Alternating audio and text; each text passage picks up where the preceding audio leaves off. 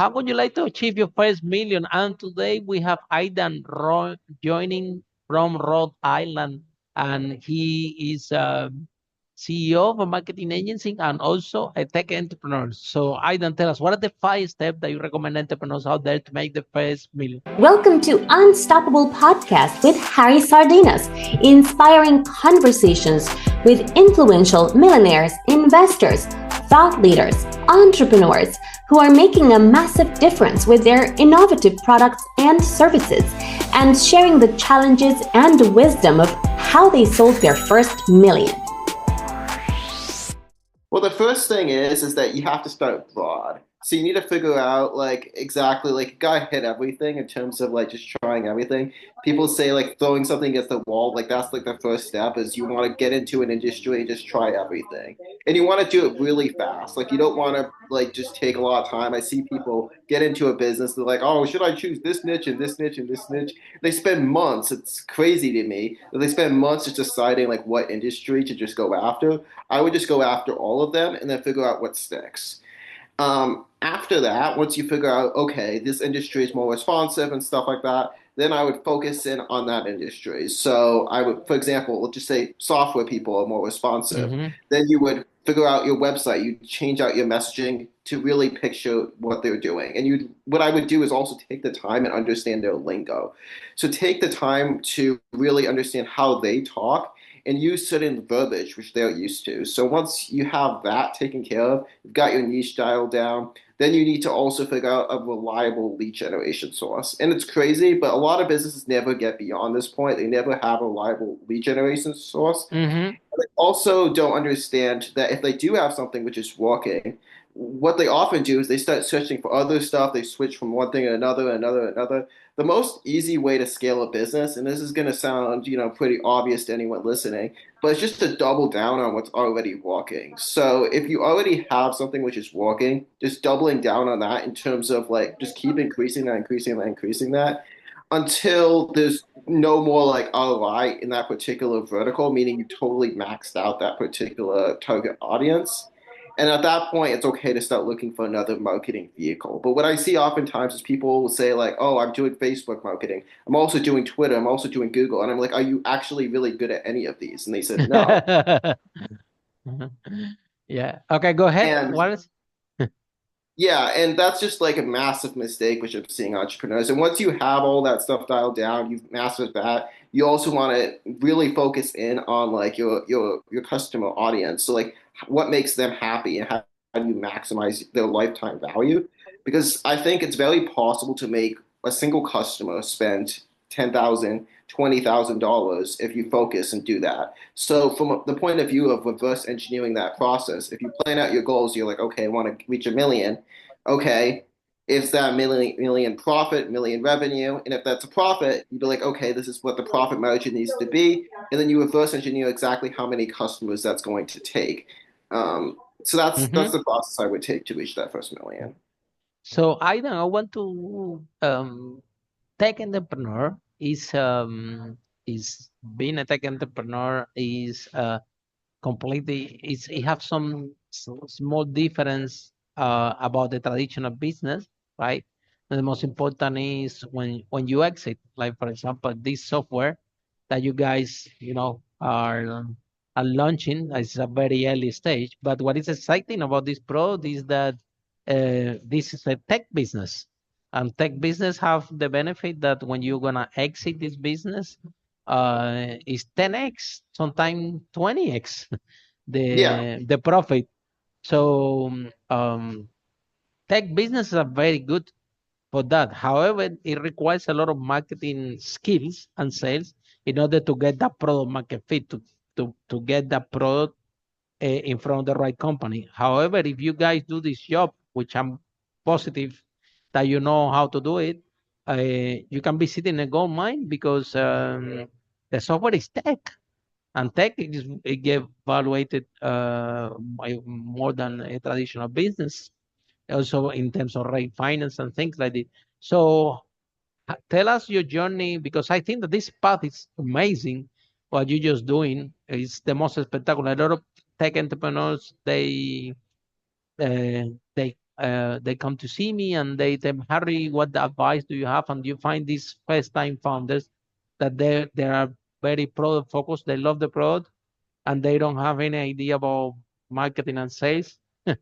So every time Yeah. when you see a second time founder like you see a different thing. You see someone that knows how to do marketing and sales and then can easily take a product and if it's take even better to get a market fit. And this is a more, for me, more, I see more sustainable path um, to have this situation. So I think that you're sitting in with the right skill at the right time with the right product.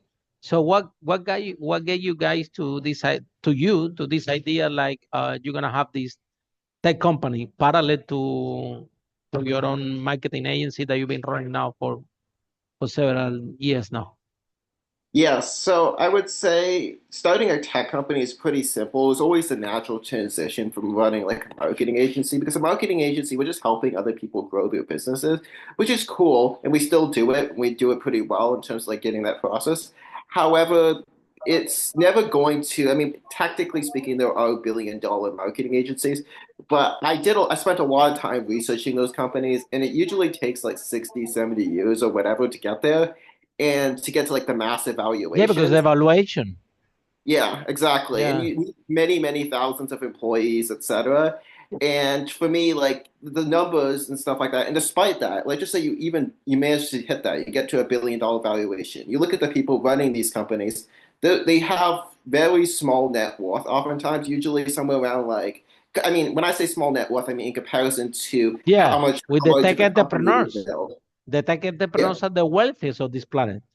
Nobody Yeah. can get close to them. Even Mark Zuckerberg now become, he was already wealthy and now is even more lately, I heard. So you have Elon Musk, tech company.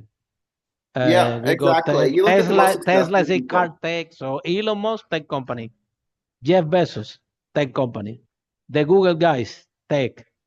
Apple and whatever tech. So if you check out the landscape, you will find out that the wealthiest people in these planets are mainly tech entrepreneurs. So, but Yeah. it's really easy. I think that for you, this is an easy question because you have marketing and sales background and well founded. Hmm. So of course, for you, it's easy to get a tech company to the product market fit and to reach the first million because you do have these skills.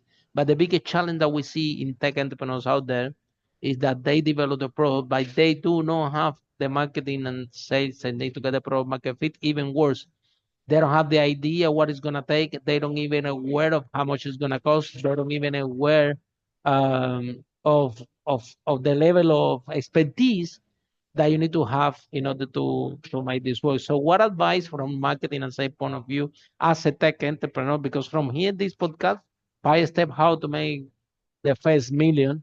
1 out of 5 people that show up to this podcast, they are tech multimillionaires. Yeah, and 1 out of 5 also they are property investors, by the way. But anyway, so tech entrepreneurs, 1 out of 5, yeah.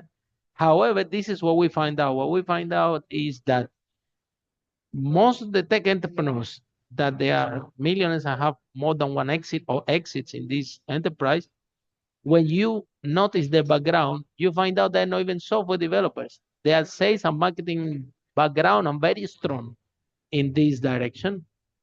But on top of that, when the software developer comes here and they are tech entrepreneurs, software developers, and they come to this podcast, they spend the whole time talking about sales and marketing. Because that's what got them to the pro market fit.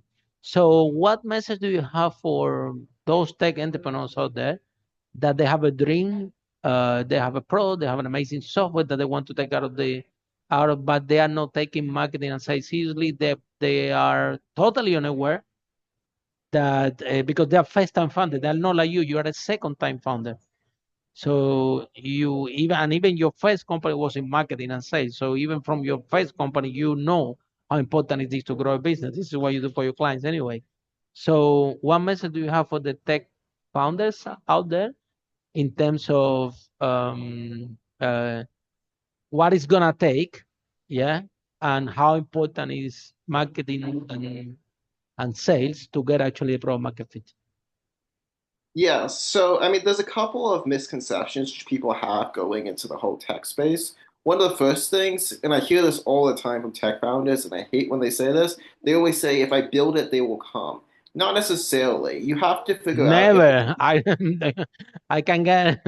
I agree Yeah, with you. exactly. Like people are not going to randomly just find your website. They think they could just build something really great, and all of a sudden people are just going to be signing up left and right. I'm like, that's No. not the way life works.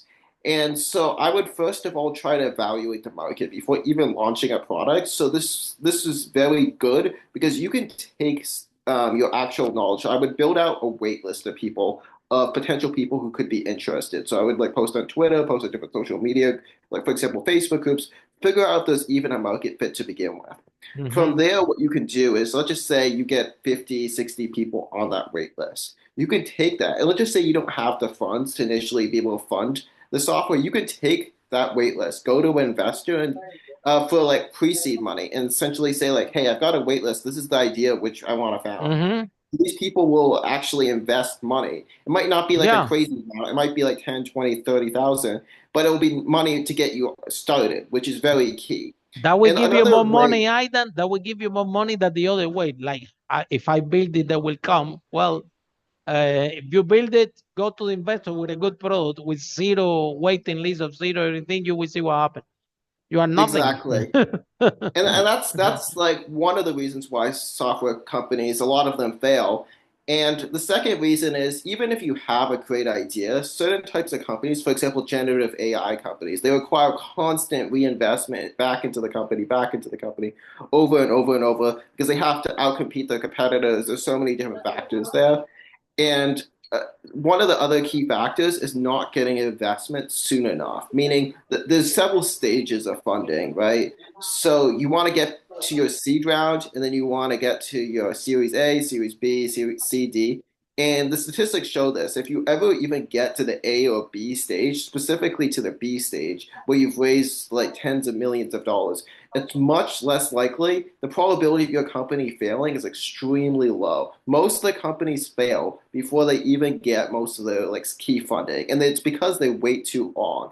They don't take it seriously, but really at every single stage you should be looking at it like, okay, how do I raise money? How do I raise money? How do I raise money? Because that's the key to really succeeding within that particular space. So it's not just marketing generate customers, but it's also you have to simultaneously also be like generating investor appointments. And that can be done a number of different ways via like LinkedIn, email, even through people which you know, but like, hey, I know an investor, like this guy could actually be like a good fit.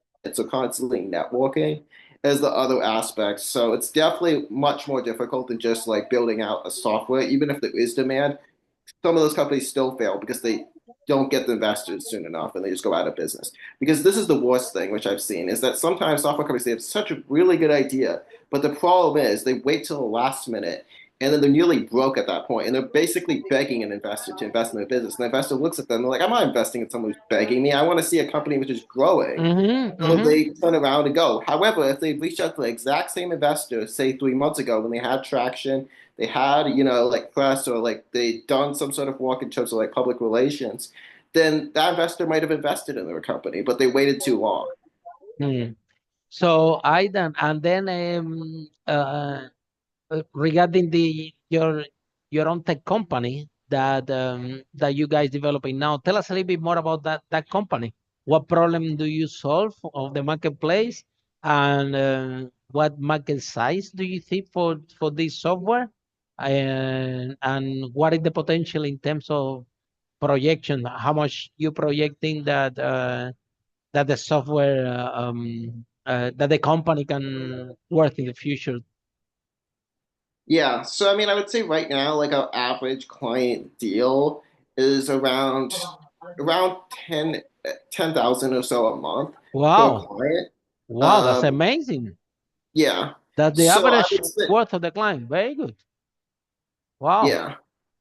So when it comes to like actually like actual valuations and stuff like that, well, we're aiming for at least, I'd probably say, is at least the $10 million valuation, I would say, Mm, at the very least, before we would to ever even consider exiting the company or something like that. Because to even get to like $100,000 a month at the current trajectory which we're going and stuff like that, it's pretty easy. And in terms of SaaS valuations, even if it's just like 6x, that's a $6 million company. So we only need really like 20 or 30 clients to be able to hit that type of valuation. And it's not that insane considering we have a very solid lead process, which means that we're generating at the minimum like 30 appointments. We're going to be generating like essentially I'm going to be launching an email campaign, which is going to be sending out like around 30,000 emails a day. And that will easily generate us like 30, 40 appointments a week, which will be able to generate us at least a few clients, at the minimum, like two or three clients on a weekly basis. And that in turn will just increase over time. yeah. And then I then the in terms of this product, right? Because AI is like the flower, the flavor of the day now. And whether are you using AI in your Yeah. software at the moment? Yeah, which is also Yeah. very attractive to the investors, right? Correct. Yeah, it is very attractive. And we're actually going to be introducing some more AI features. So right now, if someone does a call with like one of our softwares, you get a recording. We're going to be introducing AI transcription so people can look at the calls and figure out like, okay, this is where I was doing it right. This is when I go on these calls when I say this is where it goes wrong. So you can analyze the different call data. So that's what we're going to be introducing in the future. But right now, our Wow, that's system very is good because you can track the sales call and you can even track what the team is, how the team is are executing the scripts, and there is room for improvement and who needs more training and so on, right? Even the exactly. AI will be able to tell you which employee need more training in the calling, right? Yeah, I mean, you can look at the agent performance already on our dashboard, so you can see like, okay, this is how many pickups happened, and this is what percentage of those people would turned out to be not interested or interested. So we already have access to like a decent amount of data where you can kind of see if like an agent is underperforming, and then you can figure out why. Like right now, you pretty much have to listen to the recordings, but in the future, we'll be able to introduce like AI transcriptions. And also one of the things which our system does right now, which is currently leveraging AI, is we figure out like which types of numbers are like most likely to answer their phone at that given period in time. And it evolves over time based on like the type of data it has. So for example, if you're getting a ton of people picking up the phone like really rapidly, then we kind of detract a little bit because we don't want people hanging up. We want to make sure that we're getting pickups every 20 or so, 20 to 30 seconds. So that way, the agent is constantly busy who's calling, but they're not so busy that they get bombarded with so many people they can't handle it. Yeah. So yeah, this is what happening with AI. That do you think that the agents can actually could be 100% software? Do you No, think that at some point we can reach this level, or there is no way that it's there's no way. always gonna use always need a human element, Yeah, especially if you're doing sales call, right? yeah, yeah. I You mean, have to be learn and how to deal with essentially, objections and so on, right? yeah, I mean, the problem is that I actually considered launching that type of software a while back, and the reason why I never launched it is because the that was made illegal. The FTC passed the law, Ah, wow. essentially, yeah, they passed a law making all AI calls. Essentially, they fine people $10,000 per one of those calls, which they do. So it's very, very So tell us a expensive. little bit more about this, Aidan. Tell us a little bit more about this, because I didn't Yeah, know about this. So what happened? There is a law. yeah. The FTC passed a law around a year ago because people in the United States were getting robocalls. At least me personally, I was getting like 7 to even 10 robocalls on a daily Ah, basis from wow. these different AI agents. Like one of the most popular scams was there was this like fireman thing where the guy would pretend to be like a fireman. He'd be asking you to donate or whatever to help like your local fireman. And Wow. that was a popular thing. And the thing is, sometimes people are just nice out of like their heart, and they think, oh, like I'll just help my community and stuff. But in reality, this guy is probably not even giving any money to these firemen. It's taking like 99% of it for himself. He did some 100%. weird way that's somehow legal or whatever, which he's doing. But eventually, the FTC saw that and they're like, okay, we can't allow these AI callers to be doing this because this is going too far. And there's a lot of people complaining about the AI callers because they did sound very real and legitimate. Mm-hmm. Mm-hmm. And it's very similar to that of like a robocall. Think of it as almost like a pre-recorded call being sent out. These types of things the FTC is not a big fan of. So there's at least as of right now, unless the FTC changes that law, there's no way it can ever go fully just AI calls. There's always going to be needed a human element. There is a caveat to that though. If like, and I see some really big companies doing this specifically for inbound calls, so someone calling in, if someone had previously filled out a form, so this is an additional checkbox which says, I agree that to like be allowed to be called by AI callers. And they check a box. So they're signing away basically their rights in that regard. Mm-hmm. And certain companies require that within their form. So people are checking that, and an AI caller calls them at some point, be like, hey, right now we've got XYZ promotion. That could work, but that's more so like if an inbound thing because they're already familiar at that point with that company. They're like, okay, I know this company. This is cool. I'm okay with talking to an AI. It's okay. But even then, I still find that a lot of people get pretty annoyed. Like me personally, if I'm calling the bank and I'm hearing like an AI thing, like press one for this and press two for that, I find that really annoying. And like most people, I'm just like, just talk to agent, talk to human. I'm like, I don't want to hear that, Mm-hmm. rather annoying. So, yeah, I don't find it very likely. And there's other current problems with AI, which is the what's called the latency factor. And for people who don't really understand what that is, it's essentially like the AI needs to think, like on ChatGPT, to understand what you just said. And that takes sometimes like 3, even 5 seconds. And in that time Mm-hmm. period, there's this really awkward pause. And Mm-hmm. people just hang You up can and then lose exactly. You can lose your call. Yeah. yeah, and then people start asking questions like, "Are you ChatGPT? Are you powered by OpenAI and stuff like that?" People like Ah. I've seen that because before it was made illegal, I've tested stuff like that, and people would be calling it out. At least around 30% of people would catch on to the fact that it's AI. So it's Mhm. not only is it ineffective and extremely expensive, but it's also illegal. And at the end of the day, the consumer is who's gonna have the last word on this. If the consumer don't like it, uh, they're not gonna respond to it. So it's Exactly. not it's Yeah. no the consumer need to like it in the first place. Now And the tell whole us, point of cold yeah, calling, by the way, the whole point of cold calling is it's the most personalized way to reach out to people. Because right now, people get bombarded on email, they get bombarded on LinkedIn, they get bombarded on Facebook ads, billboards, you name it. There's so many different ads. The average person gets hit by, I think it's around like 1,000, 2,000 ads every single day across different platforms. 3,000 I've been told. Yeah.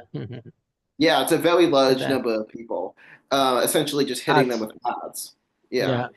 And really, what people are searching for now, it's like almost like the next factor is people want an actual personalized thing. They don't want some AI because no cold calling breaks do that because at least you're talking to a real human being. But if you turn that into an AI, then like you lose the entire factor to be like, okay, I'm just talking to an This I AI. agree with you. Yeah. I agree with you because sometimes I get a calls, and when you say hi, hello, are you a person, whatever, and you find a human on the other side of the phone, you tend to be longer. You Yeah, tend to exactly. be polite, to say, okay, tell me a bit more, and you engage. But as soon as you think that this is a machine talking to you, that's it. You don't care about the call anymore. This I can tell. I Yeah, agree exactly. 100%. Yeah. So, how about the database for the phone numbers, Aidan? So the company needs to provide the database with the phone numbers. You guys can Yeah, we have our own access. databases. Yeah, Uh, we have our own databases as well in terms of B2B data. So we have a very large quantity of B2B data. across like LinkedIn and other platforms which customers can't buy. This would be an additional add-on which they can buy, which is like off of LinkedIn and other platforms where we source data.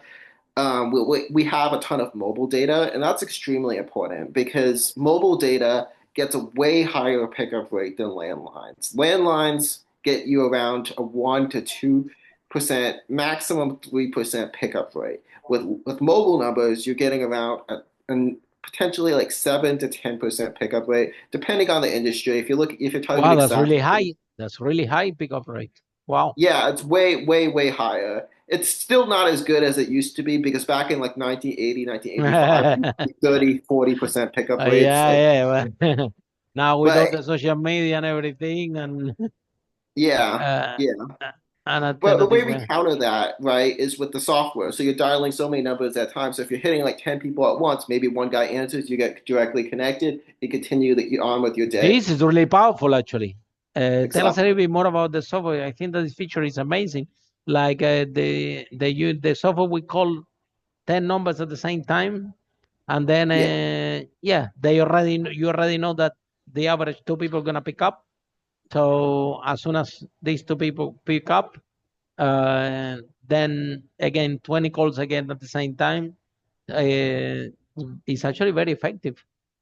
Yeah, exactly. Amazing. You just stop wasting time. Like so many people, How you even like doing with the development? Do you have challenges developing this? Do you have to in terms of the technicality of the engine? no, we don't really have any issues just because I mean I've had to even with the marketing agency had to build out like a lot of applications internally over the years. It's one of those things where if you really Ah, want to you used scale, to it. You used to it to build application. That's why yeah, this have been exactly. an So I easy already pace for know a you. bunch of people. Yeah. So you So it's really like one like of tech, those things. Aidan. If You you really want to like tech. scale, You have a marketing agency, but with very strong tech background. You software developer. Why do you get no, so much passion about tech? Where no, this I'm not a passion come software from? Do you like to developer. play No. games? So where do you get so passionate about tech? Where this Yeah, passion came from of automatizing, systemizing, building software? I've done it in my businesses. Every time, like I own several businesses through my life, last 17 years in business. From restaurant property business, we managed to sell over 5 million, and I have an English school, and we have an event companies, and so anyway, during all those businesses, our IT directors always have been the same. Business change, we add more business to our portfolio, but the IT team stays always fixed in our whatever I'm doing because we constantly need software. And every time that we need to automatize, we we prefer to build it. Yeah, we have our own CRM, for example. We built it in house because we look around and the CRM there was costing a lot of monthly and a lot of money, and it was not suiting 100% what we really needed. So I thought our guys built it, and in 3 months we're done. And it's working amazing, and it does anything that other CRM does out there. Are you with me? And we're paying zero because we built it in house. So I'm used to I love tech as well. This I used to work as a software developer. That was my first job when I arrived to when I was living in Spain. Software developer. We did a little bit of Java back then. So I only write code I think 2 years because the other 3 years was in project management. But anyway, um, I like tech. I have to have developers working with me, and every time that I can automatize something, rather I try always to develop it in house if it's simple to do, rather than that buy subscriptions and things like that. I got the feeling that you're kind of the same thing. That if you think that you can automatize something and it's simple to do, you guys you prefer to build it yourself, right? yeah, more or less. I mean, for simple tasks and stuff like that. Like there were certain Yeah, tasks which we were just like adding email addresses to. absolutely. It's Yeah, exact same task over and over and over. And like exactly. just use Python. It's very easy to automate these Mm, types of mm, things. Yeah. mm. Yeah. So I can get a sense of what you said, that it hasn't been complex for you to develop this new software. But for somebody else that doesn't have experience um, building a software, especially with these features that you're describing, could be a little bit of a challenge, right?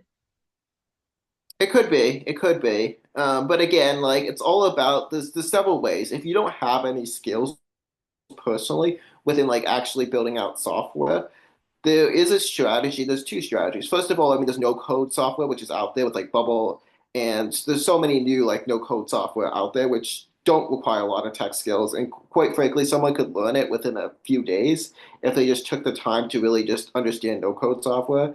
And this may sound like kind of shocking, but there are no code softwares out there which are selling for like six, seven, $8 million, and they don't really even have like any actual code like traditionally like behind it. They're using like no code softwares to be able to do it. So that's the first thing. And the second thing is that there's a lot of developers out there who would be fine and willing, as long as you pay them like a little bit upfront, like a couple thousand, would be willing to take like 50% or 45% equity in the company to be like the CTO of the company. And that's really helpful anyway, because when you approach investors, they often look to be like, okay, this guy has no technical expertise. Why should I trust him? And having a CTO is greatly beneficial from that point of view. I've talked to investors who have said, like specifically, when they said, if there's no CTO, I'm not investing in that company.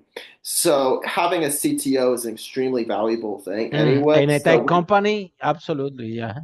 yeah, yeah. So having the CTO could be very valuable. So that's a really good way to get a software, because a lot of these software developers, they're good at what they do, but they have absolutely no skills when it comes to sales and marketing, and they have no desire whatsoever to start going into that stuff. So like, okay, I'll work on the actual developing of the software. You push it out with like sales, marketing. We both make a lot of money. And if you find the Mm, right guy, and you obviously have to look at the reviews and stuff like that, look at different yeah, platforms, work and other platforms, you can find software developers who would be more than happy to take that deal. absolutely, yeah. So this is my